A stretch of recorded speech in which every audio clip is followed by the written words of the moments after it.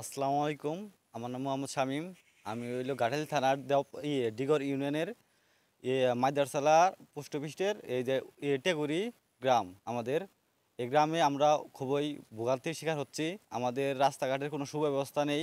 আমরা এই গ্রামে 5 থেকে 6 হাজার লোক বসবাস করি, কিন্তু আমাদের এমন রাস্তার অবস্থা হয়েছে, এখন আমরা হলো যাতায়াত করতে পারতাছি না। কোনো আমাদের হলো সবসময় আমাদের ভোগান্তির শিকার হচ্ছি। আমাদের ফ্যামিলির কেউ যদি অসুস্থ হয়, তাকে নিয়েও আমরা মনে করেন যে সুব্যবস্থা সঠিক সময়ে আমরা হাসপাতালে পৌঁছাতে পারতাছি না রাস্তার কারণে।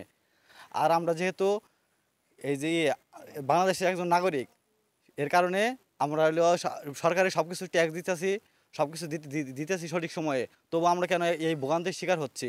আমাদের সব কিছু থেকে বঞ্চিত করা হচ্ছে।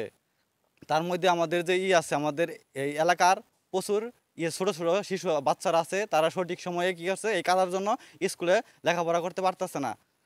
এজন্য আমাদের সরকারের কাছে এবং প্রশাসনের কাছে, ঘাটাইল থানার প্রশাসনের কাছে জোর দাবি যেন আমাদের রাস্তাঘাটের সঠিকভাবে মেরামত করে আমাদের সব কিছু চলাফেরা করার জন্য সুব্যবস্থা করে দেন, এবং বাচ্চাদের লেখাপড়ার সুব্যবস্থা করে দেন। এই বলে আমার সংক্ষিপ্ত বক্তব্য শেষ করছি। আসসালামু আলাইকুম।